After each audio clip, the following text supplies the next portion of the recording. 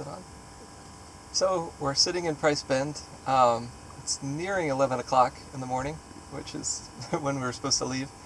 Woke up this morning after sleeping over 11 hours, I think, catching up from the overnight the night before. And we got the dinghy in and went into, or I shouldn't say went in, but went out to the beach. There's an inlet right here. Price Creek leads into a small, shallow inlet. And we went on a sandbar and walked around for a while, saw lots of jellyfish and other things. And then we came back here. I went out and did some reconnaissance on the exit to Price Creek. I think I found a way out, even here at low tide, while Margaret started on breakfast. And then I tightened the alternator belt. Just had a nice breakfast, and we're feeling very lazy and wish we could stay here all day. But we got to push on towards the Chesapeake, and plan is to get the dinghy aboard, and then we will head off towards Georgetown. We got to pass through McClellansville in about 18 miles or so from here, and the sort of 4 or 5 miles leading into McClellansville is very shallow.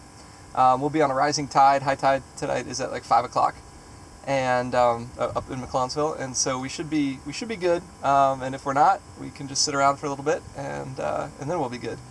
And then we still got a haul, though, after we get through McClellansville up to Georgetown. It's only about 44 miles to Georgetown in total. And we probably wouldn't be going there. We'd probably just keep up the Waccamaw River. But we need to find a place to overnight the closing documents for our house. So we need to take care of that in Georgetown. Anything else, Margaret? All right. Well, take it easy, guys. I'm hunting greenheads. They will die.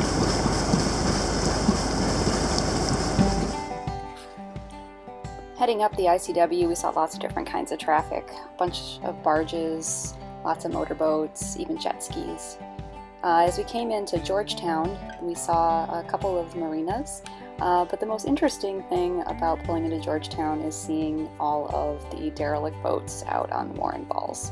We had heard that there were some derelict boats there, and Jeff had saw some the last time he had come up the ICW, but I wasn't prepared for what I saw. It's pretty bad.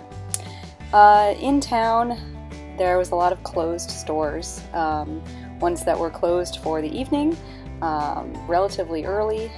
We got there around 6 o'clock. And others that had just been shuttered. There was a few restaurants that seemed to be open.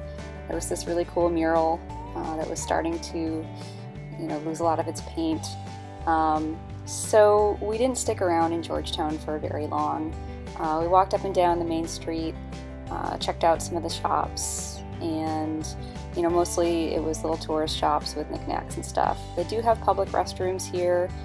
Next to this fountain, which is really nice for cruisers. And there is a couple of museums in town, but overall it looks like a rather sleepy place. These are their public docks, and we headed back out to the boat and got up early the next morning to head north on the ICW. Next time, you'll see our passage from Georgetown to Little River when we avoid a tornado.